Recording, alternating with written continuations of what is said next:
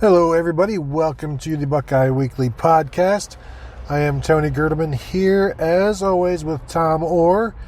Tom, we just got done with our now weekly Tuesday session with Ryan Day. We spoke with Greg Studrawa, offensive line coach, defensive line coach Larry Johnson, and then Jonah Jackson, offensive guard, defensive tackle Davon Hamilton, punter Drue Chrisman, and quarterback Justin Fields. It was a good almost 2 hours of talking and chatting and getting to know people and seeing how everything's going. My sense from Ryan Day is that sort of what he said after the game that they led up, and it was something that Jeff Hafley said after the game that I didn't realize until I read through the quotes, but they basically just decided, no, we're not going to do anything too crazy. And nothing that I heard today changed my mind on that. But they know that they're going to experience a whole bunch of different things from Cincinnati this week, which is something they talked about to a man, that they know what they've seen from Cincinnati so far is not what they will see a bunch of. They'll see more new things from Cincinnati. So it's going to be a big week of getting no answers from people about what's going to happen this week, other than we have to prepare for stuff we haven't seen yet. Prepare for the unexpected. Yes. Expect the unexpected was one of the things that Ryan Day, I'm pretty sure, said. And this is one of these early season cliches that the teams don't want to show any more than they have to, and they're saving stuff for the bigger games. And there's a reason these have been cliches for a long time. It's because they're usually true.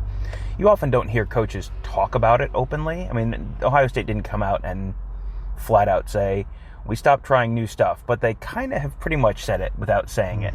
And they were up 28-0 9 minutes into the game. They didn't have to show a whole lot. They knew the game was in control. And when you have 28 points on the board and the opponent has negative 14 yards at half, it's pretty clear that until you pull your starters off the field or something really dramatic changes, you are not in any danger of losing the game. And win game number one was the goal on Saturday, but then goal 1A was win the game on Saturday without compromising too much for next Saturday, because then you got to go out and you got to win game number two.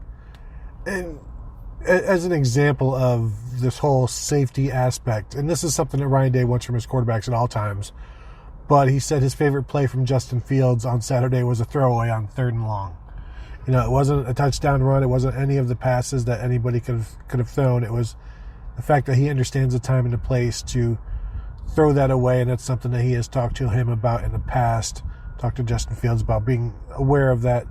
And we'll get back to that in a little bit probably. But Tom, I came in today planning to ask Ryan Day about the offensive line and the lack of the running game and demand answers for the issues. There are no issues. What are you talking about? But then I get here and I see all 5 offensive linemen graded out as champions. And now I'm like, well, I don't know what to think about that, because it sure seemed to me that, and this was the starting offensive line that graded out as champions, and maybe we'll have to go back and look, but it seemed like Justin Fields was getting hit more than he should. The running game wasn't as consistently proficient as we would expect it, or it should have been, even though they finished with 237 yards rushing. But it just felt like, it's Florida Atlantic. You should be able to move them. And Ryan Day said they were moving them. And then you look at who else was not graded out as a champion, and that was JK Dobbins. But was that just because of the fumble, or was it some other issues? And I guess I probably could have asked about that, but I was so flummoxed by the whole offensive line thing, I felt like maybe I just need to shut up and don't talk to anybody about anything. Well, Day basically said that without saying that it was, he said that the fumble was what kept him from being a champion. I mean, he said that's number one on the plan to win is don't turn the ball over. He called it a critical error. I mean, that in and of itself was probably enough to keep him off the champions list. If there was something else that kept him off of there, then, so be it. But that fumble alone sounds like that would be pretty much disqualifying from being a champion on Saturday. So that's not that's not unexpected. Greg Studrawa talked a little bit about that offensive line, and said they were just blowing FAU off the ball to start the game. Yeah, they were. And which you saw, and that's what it looks like when the offensive line is like blowing They're knocking like 8 down. yards downfield. Yeah, 8 yards downfield. Josh Myers is like ragdolling someone like 10 yards downfield on the long Justin Fields touchdown run.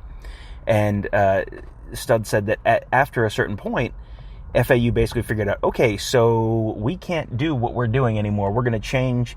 And he said they showed a lot of movement. And, I think that's kind of slants and stunts and that kind of stuff, and more blitzing. And then after that point, it got a little harder. The sledding got a little tougher for Ohio State. And he said that they were a little slow to adjust on Saturday.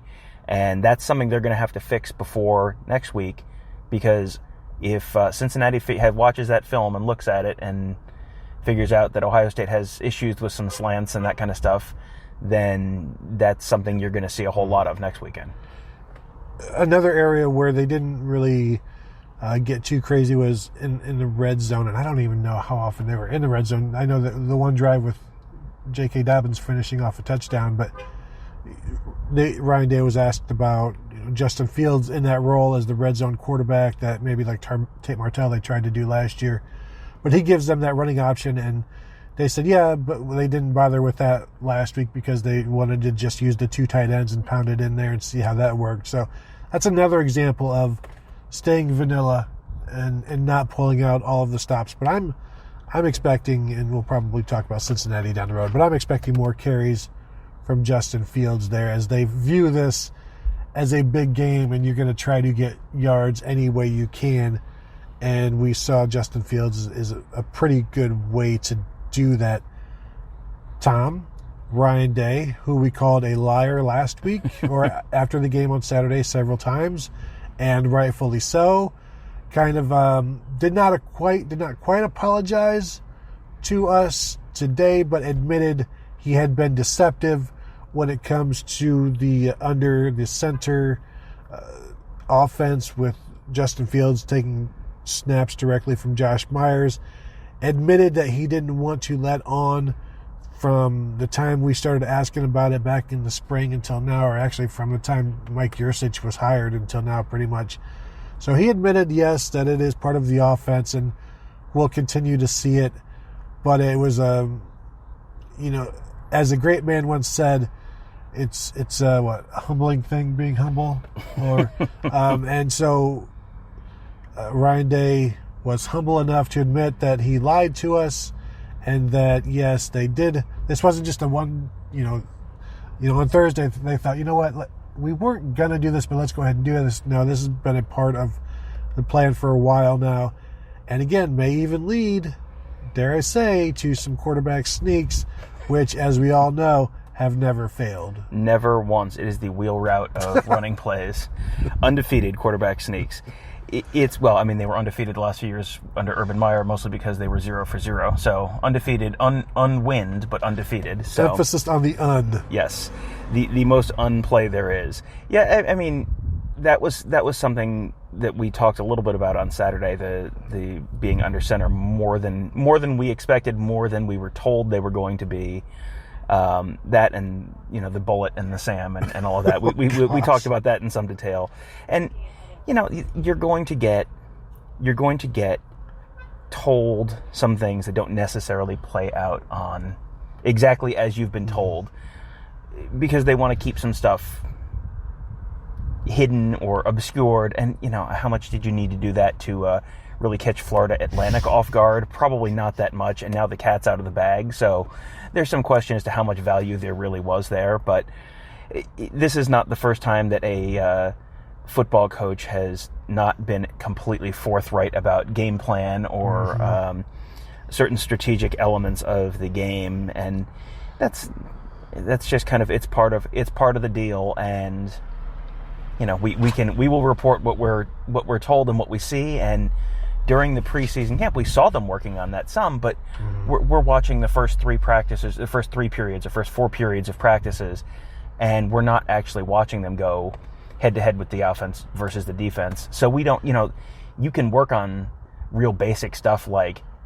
taking snaps from under center or having a quarterback drop back and play action handoff to the running back and then bootleg off that or something like that. And it's like, okay, well, that's something you're thinking about, but we don't have a clue how much it really is going to fit into the actual, game plan during games. And, we got told what we got told, and then and we believed him. Lesson learned. And the thing is, I think maybe like the last 3 times he was asked about it, he almost got dismissive about it. It's like, so you start to feel stupid about asking about something that he keeps dismissing. So I don't know who do I talk to about that. This coach made me feel like stupid, and do I have recourse for that, or is probably not, because that's just my normal course of life. Master Teague was named a champion, which probably isn't going to slow down the talk that he should be getting more playing time in front of JK Dobbins, from those who like to say that.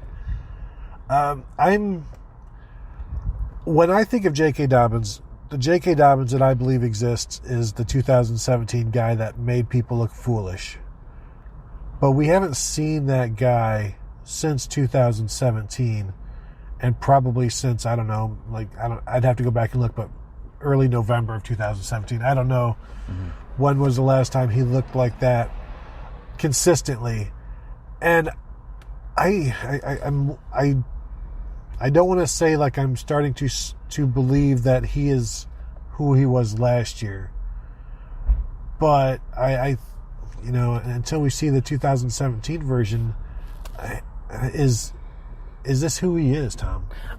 I am still sort of defaulting, and this is going to directly contradict what we just talked about literally 3 minutes ago. Good. But we were told so consistently, his name came up so consistently during fall camp as the guy who was really popping, the guy who was really standing out. When people asked Ryan Day, I wrote about this, I don't know, a week, 10 days ago. Yeah, you promised, Tom. I did, I promised, and I apologize for disappointing all of you. Ryan Day, when he was asked just, in general, what stood out to you today during practice, 2 different times, JK Dobbins was the first name he said. And, okay, he's an offensive guy, so it's probably going to be someone on offense that he's going to mention, and, that sort of makes sense, but for him to be the guy, usually when there is one guy who's getting consistently talked about in fall camp, that's a pretty good indication that that guy is going to start doing stuff on Saturdays. Josh Proctor was that guy on the defensive side of the ball, and he came in and played very, very limited amount of time and had an interception on Saturday. So you're already starting to see the Josh Proctor version of that. And I think it's probably too soon to completely write off JK Dobbins this year, as you so hatefully just tried to do. I think that there's all the reasons that people were anticipating a big year from him, whether it's trimming down a little bit, getting quicker, getting stronger, looking good all through fall camp. All that's still there, and I think you've got I'd like to see a couple more weeks. If there's changes with the offensive line, if the offensive line does a better job adapting. I mean, the whole 4/5 of that offensive line has never played together before. So that's a big deal. And there should be a pretty good steep learning curve for that offensive line this year, just based on that these are 4 new starters, or basically new starters. You should have a pretty good, quick improvement there up front.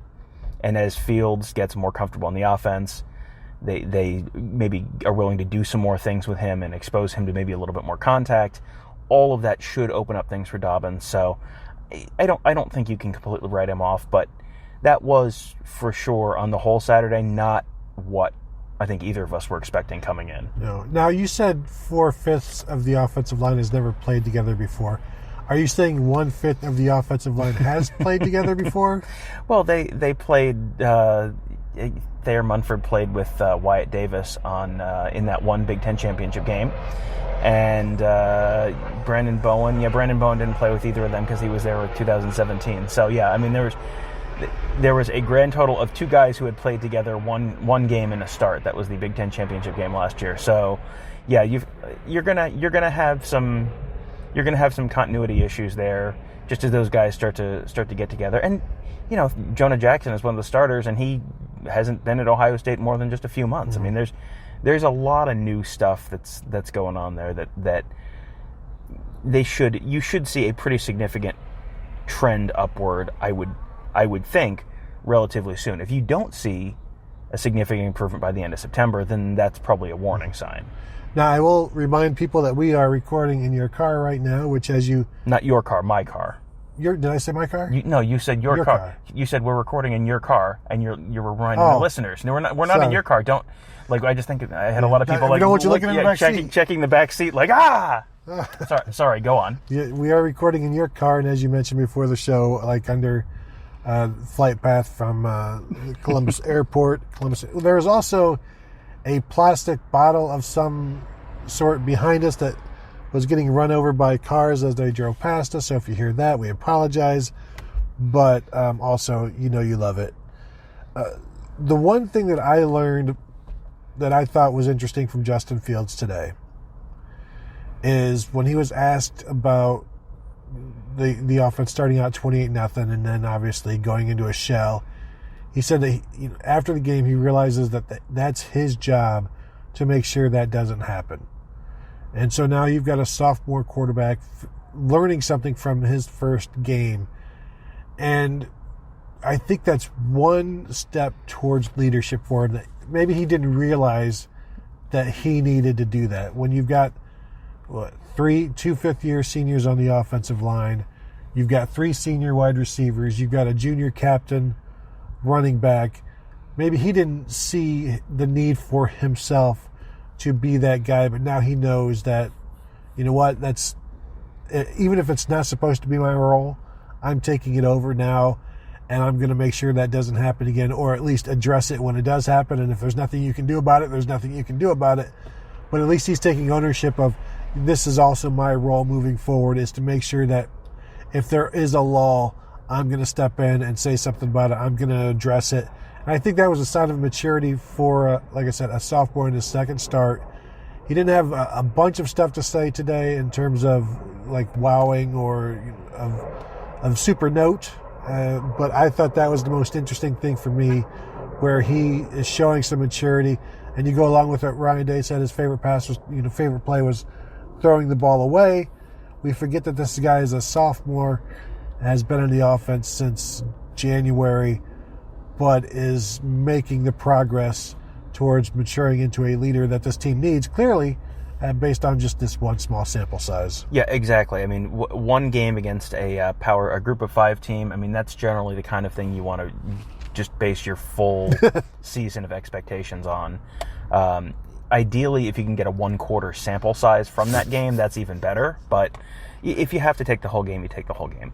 I mean, Fields is someone who, he feels like someone who is a lot older than he actually is, because you've heard about him. You heard about him in high school. He's a player you've been hearing about for years. I mean, Tate Martell is a little bit like that too, where it feels like Tate Martell is about a 7th-year senior because you've been hearing about him since he was a high school freshman, and he's only a 3rd-year player in college. Fields, it's kind of the same thing. You heard about him for so many years in high school because he was one of these absolutely cream of the crop premier recruits, and then was a story at Georgia last year, and then was a nonstop topic of conversation during the offseason in Columbus. And you forget, like, oh yeah, back in January, he was just a freshman. Like, this is someone who is very, very new to any kind of a leadership role. But I remember talking to you last summer as we were kind of heading into the 2018 season about, is Dwayne Haskins, if he's not a vocal leader, is that an issue for the Ohio State offense?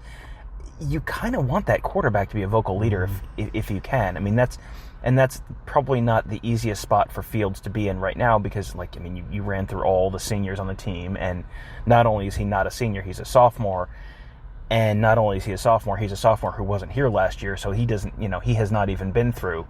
How much of a vocal leader can he be for the Michigan game this year without having ever played in the Michigan game? That's a legitimate question. But if he's sort of on that track and he's a captain next year and he's really truly a vocal leader next year and he's sort of building to that this year, that's probably a pretty good sign for his development. Yeah, another interesting thing from today from Ryan Day was asked about essentially striking out on running backs so far in the recruiting trail. And he said, well, it's no big deal because they're full at running back anyway. They have 5 on the roster. Mm-hmm. So they're completely full. They've got Steele Chambers and Marcus Crowley as the freshmen, Mm-hmm. Master Teague redshirt freshman, JK Dobbins, DeMario McCall, those 2 being juniors. And so, they couldn't even if they wanted to bring in a running back in this class. And seemingly they had Bijan Robinson and Jalen Knighton both coming in. Now, they may be planning to lose J.K. Dobbins, in which case, one of those guys would make sense. But I thought it was interesting that there's finally a number put to a running back room, and also that it's kind of meaningless if 6 guys you want all want in. We both like, if Jalen Knighton and Bijan Robinson both want in and J.K. Dobbins leaves early, I doubt they're going to say no, knowing that DeMario is a 4th-year junior and next year is his last year. Yeah. So it was, I don't want to say I didn't believe Ryan Day on that. Mm-hmm. And I did appreciate that he put a number to it, and that based on how they view all of the other rooms, and they all have numbers to them as well. But you can take, we'll just go with 16 offensive linemen instead of 17 and put this go with an extra running back. But I thought it was interesting that he put a number to it. Yeah, that was. You can't ever nail them down. If you asked him, okay, can you go position by position on how many people you want to take, and you'd get it's kind of fluid. And but yeah, I mean, obviously there's an 85 cap, and you can't just take a bunch of fast skill guys. I mean, that was the Rich Rodriguez thing at Michigan. It was just they had 12 slot receivers on their roster, and then it was like, oh yeah, right, we need defensive linemen. Those are important too. Well, can Jeremy Gallon rush the passer? Yeah, maybe. I mean, anyone can do it if they really believe in themselves. Yeah, that was kind of interesting to get that. That was just one of those buried inside another answer, just a little oh, okay, because that's just interesting to know. One of the things that Day talked about was, again, and he's mentioned this, kind of limiting the contact on Justin Fields. And Fields talked about what he felt like after that game on Sunday morning. He said, I went into the training room and they said, what hurts? And I said, pretty much everything. Because you got to remember, he has not gotten hit since January. Did he play in the Sugar Bowl? I don't think he played in the Sugar Bowl. So it might have been and he hasn't been consistently hit since high school. Right. Yeah. I don't think he's been probably hit period since probably the Georgia Tech game last year for Georgia, if he played in that one. I mean, he's kind of protected, and they have kept him in bubble wrap all off season, and that makes sense. He is maybe the most important player on the team in terms of drop off from option number 1 to option number 2 at the moment. So they have to keep him protected. But he did take some shots on Saturday. Ryan Day said that one of the throws he was most impressed by, and this is the one that Field said was the hardest hit he took, was right in that first quarter. Someone came clean and just absolutely drilled him right in the chin when he was throwing it to Chris Olave, and he put the ball on the money. He stayed in there and made that throw, and he said that was the one he was feeling the most on Sunday morning. But that they have to sort of limit his contact, but you can't keep his contact to 0. That just that doesn't work. If he's going to be on the field, he's going to get hit. And so them managing that contact and him learning to deal with those Sunday mornings that don't feel very good, that's going to be a part of the process this year as well. I didn't leave the game thinking that he was afraid to get hit, but now after getting hit, we'll see what it looks like against Cincinnati. Now does he realize the stove is hot, and what does it make him do when there's pressure? And we'll find out. Anything else from Day and Fields before we get into the assistant coaches and the players? Well, Fields did say it was kind of new to him to have to think about how much contact he's taking. He said, I've never really slid in my life. I mean, with his high school team, they were relying on him to make yards with his legs, and they needed him to do that, so he wasn't sliding. He was doing what he could to make as many yards as he could. So this is all a little bit new to him. How would you grade his sliding vis-a-vis the quarterback slides at Ohio State in the last, say sometime last year? You know how we talked about the linebackers, how they couldn't be any worse than last year? I am going to assume that Justin Fields could not be any worse at sliding than Dwayne Haskins last year, who, when he slid, was more of a stop, drop, and roll. Like you could hear him yelling, "I'm on fire, I'm on fire." Whereas Justin Fields, I think, is probably a good enough of an athlete to actually slide. But, you know, you play quarterback in high school, you're 6'3", 225 pounds, and you're probably playing against linebackers who might be 185, 190 pounds. So you're not necessarily going to be sliding against those guys. But I will go out on a limb. Like, if we were to do a checklist of what is he better at than Dwayne Haskins, without seeing him slide, I'm going to put my check mark on the Justin Fields side of the ledger that he is a better slider than Dwayne Haskins. Now, can we get them together to prove me wrong? Probably, because people love to do that. But yeah, he has to be better than Dwayne Haskins when it comes to that, because he can. If you can do it on purpose, then you're better. I just had a great idea, which is to say, I had an idea. You remember when they were going to do the $1 million 40-yard dash challenge on TV? Yes. I'm thinking you get a whole bunch of quarterbacks together and do a sliding challenge, like a good off-season TV show, like the $13,000 sliding challenge. What network is going to? Who would you like to see out there? You've got Justin Fields, and Dwayne Haskins, Ryan Mallett. Ryan Mallett wouldn't be bad. John Navarre, I would put pretty high on the list. Do you think I view him, John Navarre, like he probably would he'd be sitting in a chair and then be like, "All right, John Navarre, you're up," and he'd get up, he'd stand up, and then he'd go into a slide right then. Yeah. And it's like, that's not really sliding, that's just laying down. And he's like, "I want my $13,000." Yeah. The big disappointment to me is the tragic passing recently of Jared Lorenzen. Jared Lorenzen would probably have been, you know, if it went by like audience applause, the judging, I think Jared Lorenzen would have taken that. But you know, like, yeah, there would be tens. People would be giving him tens and voting him, you know, calling your vote, texting your vote. Mm-hmm. What's the exact opposite of Spud Webb winning a dunk contest in 1986? But you know what, Jared Lorenzen was a pretty good scrambler back in the day, which was one of the most impressive parts about him. So you ready to move to the? Let's talk about Larry Johnson, and in particular, let's talk about Jashon Cornell, who Johnson said he had his best game ever as a Buckeye last week with the 2 tackles for loss and the sack. The news that came out today is that he expects Cornell to be back at 3 technique this week, and the reason they didn't want him, the reason they moved him to defensive end this week is he said they didn't want to start a freshman. And I took that to mean Javonte Jean-Baptiste. And now this week, he says he expects him to be back at 3 technique. I asked him, does that mean Tyreek and Tyler Friday will be back? He said, we'll see, which to me means that Javonte Jean-Baptiste may be getting the start at defensive end. And you'll see more from Zach Harrison. And that's going to be a tough ask for those guys in that big of a game if the sophomores aren't ready to go yet. But it says something if they're already planning to move Cornell back inside. And it also says something about Cincinnati's style of play with Michael Warren, their running back, who's a tough runner, that you want to be as stout in the middle as possible and also creating some havoc up the middle with Cornell, which they believe he can do. Well, and the other thing that I think it probably says is they're probably expecting to get Tyreek Smith and Tyler Friday you would back, hope and so. they're not expecting to have to start a freshman on the defensive end.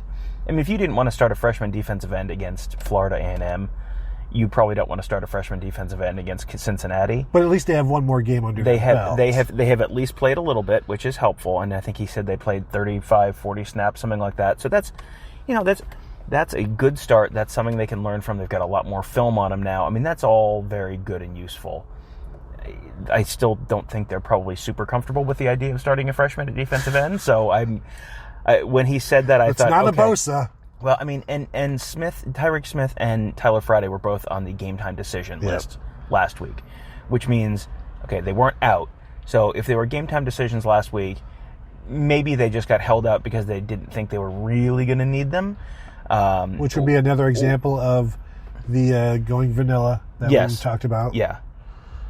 I mean, and that's I think that I would be surprised if you didn't see one or both of them on Saturday. This is going to be their most challenging non-conference game, almost certainly. And with it being a power running team, you're going to want to be as stout as you can up front.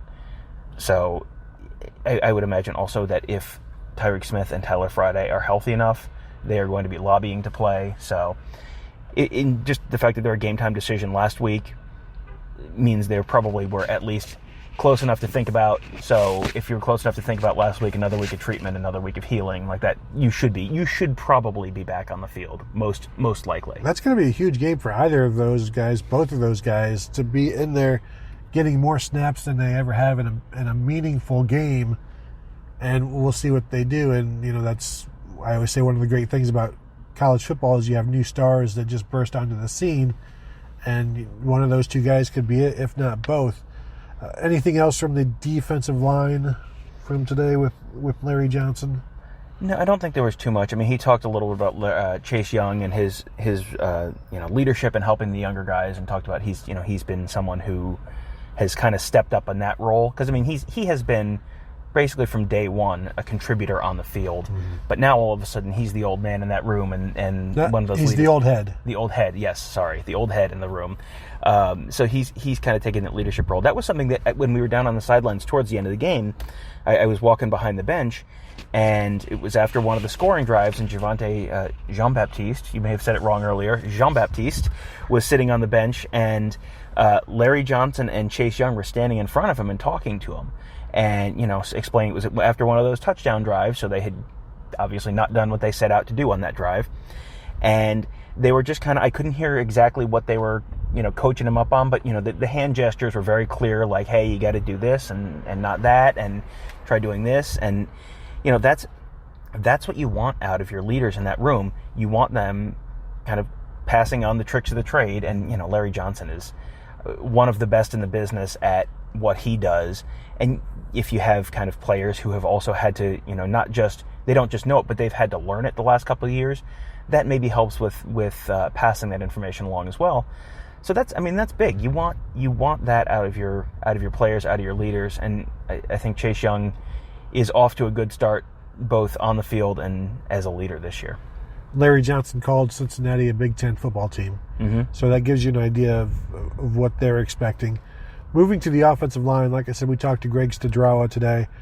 One of the most interesting things that he said is that Thayer Munford played 50 snaps on Saturday.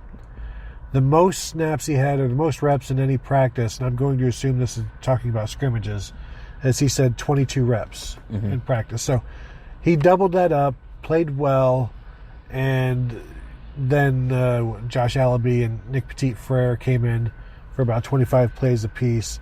But that was good to see from Thayer Munford, who's lighter than he's ever been. Studrawa said he's at 313 pounds now after being, around 325, 330 last year. So I was just surprised at how, we knew he didn't play much, but it seems extreme to go from 22 to 50 in a game and not sub back and forth as much as we maybe would have expected. But he also said he wanted to keep those guys in there to help them gel, because this is their, like you said, only one of them has been playing with the other five, or however you put it. But they do need to get as many snaps as possible. Like Ryan Day said after the game, they want to get Justin Fields as many snaps as possible, because you've got to get them older quicker, especially this week. And, with that entire offensive line grading out as champions, that's a positive sign. But I won't truly be bought in until they're averaging 6 yards a carry, week after week. Yeah, the line, we talked this summer about the fact that we anticipated this line was going to be better than the line was last year. And you saw at times that was possibly on its way to happening, but it has not happened yet. So, yeah, they need to get better. And a lot of that is just kind of the continuity up front, and the fact that there has basically been none since last year, and that Munford was practicing a limited amount this summer and didn't practice at all this spring, and Jonah Jackson only got here this summer. And so you've got a lot of kind of new faces up there. you get the sense that they'll figure it out. Greg Studrawa seems to feel like they're going to figure it out, that he didn't seem worried. He said basically, yeah, we got to get that fixed. And that was specifically in reference to like picking up slants and that kind of stuff. But he didn't seem overly worried. No. I don't know that if he comes out, he's going to tell you, yeah, we're in trouble this year, guys. Oh boy. Yeah. He did say this is the last time he's going to talk to us this year. Yeah, that's true. It was presented as he's going to be busy with Blue Jacket stuff, but we'll see. One thing that was really clear when he talked, oh man, does he like Jonah Jackson? Yes. Holy smokes! Like he talked about Jonah Jackson in a way that it's like he's been doodling little hearts on his trapper keeper with Jonah Jackson's name inside. He said Jonah Jackson had 9 knockdown blocks on Saturday against Florida Atlantic. That's a lot. Jonah Jackson said that was the most he'd ever had. But he said he plays to the echo of the whistle. He plays exactly the way they want their offensive linemen to play. Keep going, finish your block, then keep going, hear the whistle, keep going just a little bit more, really finish the play, finish the block. And, I mean, that's something you saw a little bit last year when he played Ohio State. Like, he is tenacious. He is the kind of guy who is a major pain in the rear end if he's playing against your team. And if he's playing on your team, he's the guy that all the coaches and players absolutely love. He is a wonderful fit on this team. And really fits a need, I think, that they have up front. Because, the tackle spots, you get the sense that they have backups that they're very comfortable with. The guard spots, you've got Matthew Jones backing up at left guard. You've got Gavin Cupp backing up at right guard. And at least Cupp they've talked about, like, being pretty comfortable with. Matthew Jones is the one guy in the 2 deep who they haven't, like, specifically, like, said his name. Like, yeah, we've been pretty happy with him. So having Jonah Jackson there gives you a starter who they're very, very comfortable with. Allows him to keep Brandon Bowen on the outside, because if Jonah Jackson's not here, maybe Brandon Bowen's the starting left guard and Nicholas Petit-Frere's the starting right tackle. Like, that's a possibility. So you've potentially upgraded 2 spots on your line if they like how Bowen is playing right now better than Petit-Frere. And also, you have more depth, where you have another backup tackle, you have a guard who, if worst comes to worst and they're not happy with Jones or Cupp as a backup guard, slide Bowen inside the guard and put Petit-Frere as tackle if Jackson gets hurt. But that upgrades your play right now. It upgrades your depth for later in the year. That was not the most hyped transfer that Ohio State took this year, but that could end up being one of the biggest additions to this year's team. He's a tone setter, and he shows the rest of his teammates exactly what his coaches want them to do on the field, and the 9 knockdowns and just the tenacity that they want at that position. And I always go back to last year's offensive line, which was soft-spoken and maybe didn't have the kind of tenacity that Jonah Jackson brings. And we've said here before, go back and watch last year's game, and he did just fine against the Ohio State defensive linemen. And he's doing just fine against so far the Florida Atlantic defensive line. We'll see what happens when he plays some Ohio boys, like the Cincinnati Bearcats. Josh Myers was good in his starting debut. He was a little nervous, Studrawa said, but everything that they asked him to do, including snapping from under center, or snapping, to Justin Fields under center, they've asked him a lot. Nothing that, whenever we've talked to him, he's never seemed overwhelmed, and he's always wanted more, and he's always been comfortable with whatever. He's like the most upbeat guy you'll ever meet, but also tells you about the times when things weren't easy, and the fact that things are easier now, or he understands them now better, is what has built his confidence to where it is. And that's exactly what you need from the apex of the offense, and I truly believe that he is that point. He's at that point now. But again, I need 6 yards per carry. I know I'm completely bought in, but I still need to see some production. And 237 yards rushing, they did that early last season too. Mm-hmm. So maybe what I need to see is a calendar that says October and 6.2 yards per carry and a couple of 300-yard games here and there, like back in the olden days.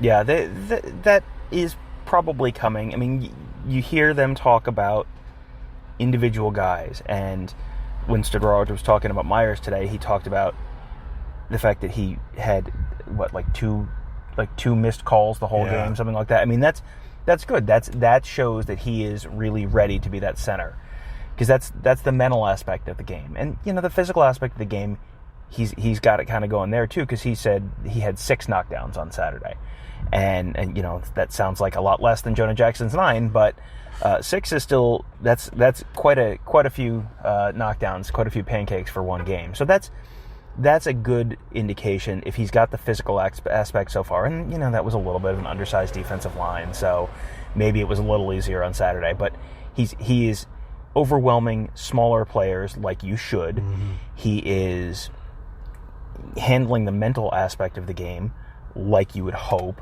So that's probably a pretty good indication. And if they've got so that's Thayer Munford, that's Jonah Jackson, that's Josh Myers.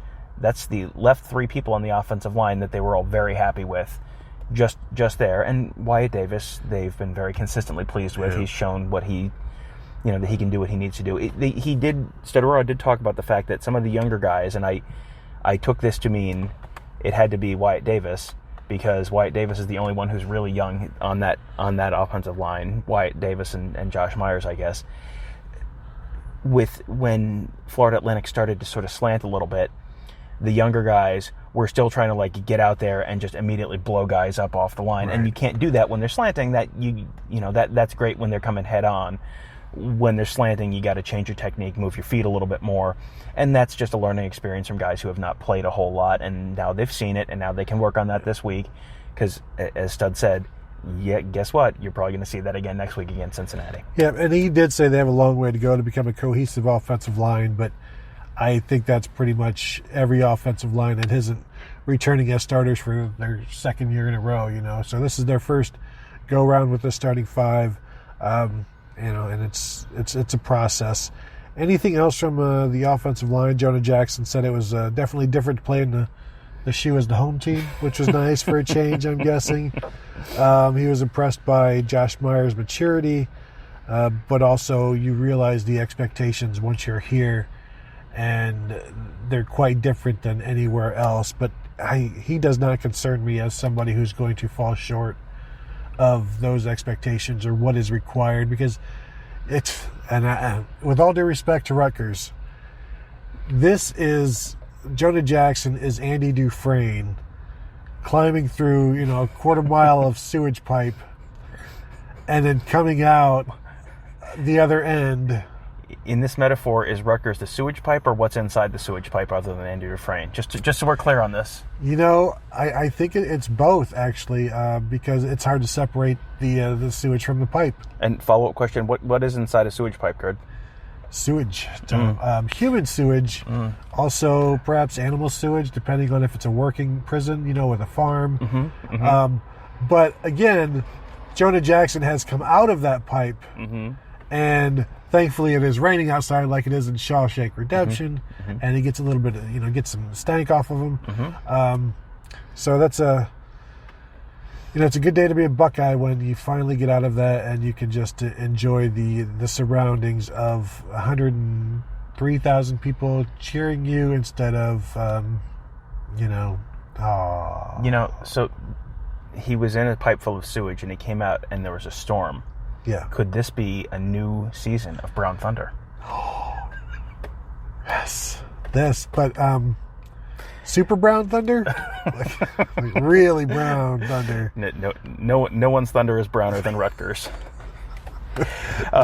One thing Stud talked about was the battle for that right tackle job and just how close it was. He said it was very close between Brandon Bowen and Nicholas Petit-Frere. Did say both guys were going to play during the season. Those tackles did come in. We noticed at least one drive earlier than the interior guys. Both Josh Allaby and Nicholas Petit-Frere came in, swapped out the tackles before they swapped out the guards and center on one of those late drives. And they're going to continue to play all of those guys. If Nicholas Petit-Frere is close, that means they're pretty happy with where he is. If Brandon Bowen isn't available for some reason, or if Brandon Bowen has to slide to another position because he's got that good flexibility, just positionally, Nicholas Petit-Frere is someone who could very easily end up back in that starting lineup at some point. At some point this year, that sounds like that's a real possibility. We also talked to Davon Hamilton. Said he was very proud of Jashon Cornell, as a lot of the guys were. A couple of people were asked about Jonathan Cooper, and they're not going to talk about injuries, but his spirits are high, as Hamilton said, that you can't really keep Coop down. And as anybody who has talked to him for any period of time, I mean, he's one of the most happy-go-lucky players. It's him and BB Landers. Mm-hmm. It's those two as the most. If you want to be in a good mood, hang around those two. And so I think Larry Johnson or Ryan Day said there were tears at first, but then mm-hmm. you move on and you get ready for the next step, and you get ready. And I said he's the only time he's not in the training room is when he's at class, basically. Yeah, he's getting ready. He spends like 11 hours a day in the training room, so obviously he is doing everything humanly possible to get back as quickly as possible. No one has been willing to give you any kind of firm timetable. That's not how they do it this year. Friday, we'll get this week's injury report, and it sure sounds like they're going to have him on that injury report as out again this week. And then it's just a question of how many more weeks is he listed as out, because he's obviously working to get back, but and then it becomes game time decision, and then right, and it didn't. But nothing sounded imminent there. That was very much a still in process, working to rehab. This is when this time last year we would have had Urban Meyer talking about how he's a tough healer, but mm-hmm. They're not providing any kind of timetables or anything this year. So you can, as far as reportable information goes, doesn't sound like this week, but we don't have anything reportable for an actual timetable there. Can I move to Drue Chrisman? You sure can. So I was thinking about this today. Drue Chrisman talking about the Gunners and how great it is that Ohio State puts their fastest players, their best players at gunner, and the kind of respect that gives to the punting game. And to me, I'm thinking it's like, you're just some schmo, and you think of yourself as a schmo, Tom. And you can walk up to anybody and just start insulting them and just telling them the worst things about them and their mother and their wife. And just as they're about to retaliate, you got two dudes behind you that come up and protect you, and that you can't get touched. And basically, these would be your gunners, where they would protect you from anything bad happening. So Drue Chrisman punts the ball, and those two guys go down and make sure it doesn't get returned. And it's a nice, easy life for a punter. As long as you get the ball off, you're going to have Chris Olave or Jeff Okuda or Cameron Brown or somebody down there to stop it. And then somebody asked him, do you have to build that relationship, that camaraderie with those gunners? And he said it's like quarterbacks and receivers. And I never really thought about it like that. But if do you think like Drue Chrisman could call up Chris Olave during the summer and be like, "Hey, you want to go gunning for me?" And I'm sure Olave would be like, "No, dude." As a matter of fact, I do not. Just go kick, and I'll see you on Saturday. Yeah, I mean, he talked about the fact that his hang time, he was not happy with his hang time week 1 against Florida Atlantic, and he said his gunners bailed him out because was it you? Someone asked him, was it you who asked him how he measures success? Yeah, they said by height. How do you measure success as a punter? And he said net punting, which, if you remember your high school math, net is what you kick minus what they return. So their goal on every punt is 0 return yards, and they gave up a couple on Saturday against Florida Atlantic. But I mean, Chrisman said with his hang time, it sounded like it could have been more yards that they gave up than they did. But again, those gunners, that all it all works together. Liam McCullough's got to do his job. The protection unit's got to do their job. Chrisman's got to do his job, and then the gunners got to go down and clean it up and make sure they don't give up any yardage. And I mean, that is something that a lot of programs, I think, talk about. This is a really important part of the game. Ohio State, I doubt there's anyone in the country that takes it more seriously than Ohio State does. Yeah, and don't quote me on this, or if you do get my last name correct. It was either 2017 or 2018 where they didn't give up their first punt return until like the Michigan game. I think that was last year. So it's like they really mean it. and they are really effective at that. And you think of what DeMario McCall had, a 20 or 34-yard punt return or something. That can flip an entire field, and your defense works so hard to pin them. And if nothing comes of that, if you stop, that ball stops exactly, it's like your short game in golf. If the ball stops right where you want it to, and it doesn't move from there, you can kind of design everything around that, and you can get your defense going. And yeah, so it's a nice symbiotic relationship between those guys, and they are effective. Although giving up a return or two in week 1 is not ideal. And the thing is, they're mad about it. Oh yeah, they're extremely mad about it. And this is one of these like football minutia things that I think most people look at it and go, what possible difference does that make? Like if you give up a 12-yard return, that would be like cataclysmic for this Ohio State punting unit. And I think a lot of people go, 12 yards, like what possible difference does that make? But this is part of that plan to win that we always hear about. And they don't want to turn the ball over. They got to win the field position battle. That is a part of winning that field position battle, because every just giving up that 12 yards on that one punt return, that is 1 or 2 plays. That's 2 rushes, 1 good pass that the opposing team doesn't have to get because the ball's that much closer to the end zone. So it seems like so insignificant in the big picture, but it is something that they really truly take seriously. And it's that attention to detail that probably drove Urban Meyer somewhat insane during his time as a coach, but it's also that attention to detail that made Urban Meyer the coach that he was, and 83-9. Like, you are 83-9 because you are paying attention to punt coverage to the degree that Urban Meyer does. Yep. I think my favorite thing today, and we told you guys a while back that when anybody fumbles or creates a penalty or does something they're not supposed to in practice, they have to take a lap around practice, is when Justin Fields and Josh Myers are working under center together and there's a botched snap, the both of them have to then take a lap around the field. And Justin said that while they do that, they discuss what went wrong, why it went wrong, and how they make sure that it doesn't happen again.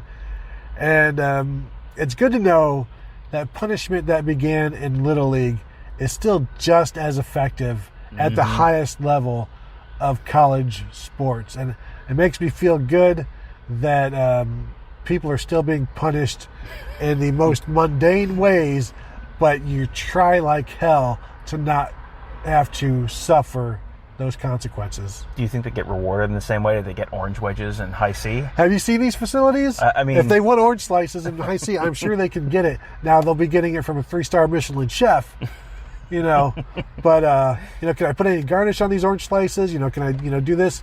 Throw some foie gras on it? No, I just want some orange slices. Iron Chef, thank you very much, and maybe a chocolate milk. Tom, anything else? This has been a good session in the car, just chilling. Yeah, I think we've pretty much covered it. We spent a lot of time talking about punting. So if we have anything we have buried under punting, then we probably don't need to talk about it today. That's true. It's punting is the most important podcast topic in football. Mm-hmm. Did you know that? We should do it less. Just like teams on Saturdays. Yes, we should do it less. Punt less. Talk about punting less. So thank you all for listening. Make sure to check out all of the content at theozone.net. We've got all the videos and updates from today, all of those sessions. Tomorrow we'll have players in the evening and coaches, maybe. I don't know the exact workings on that yet. And then Thursday we'll be back with Ryan Day briefly. So check that all out. Make sure to check out the stories. There's going to be plenty. Listen to the rest of the shows on the Ozone Radio Network with the Buckeye Sleepcast on Mondays and Fridays. Silver Bullets going on Tuesdays. This is a Tuesday as well, so feel free to listen to us. Also, don't forget about us. If you haven't already. Yes. And if you have, there might also be another show later in the week, Tom. I don't know. Yeah, probably. All right. We can probably make that happen. Tom said we can make it happen. So we will talk to you guys later.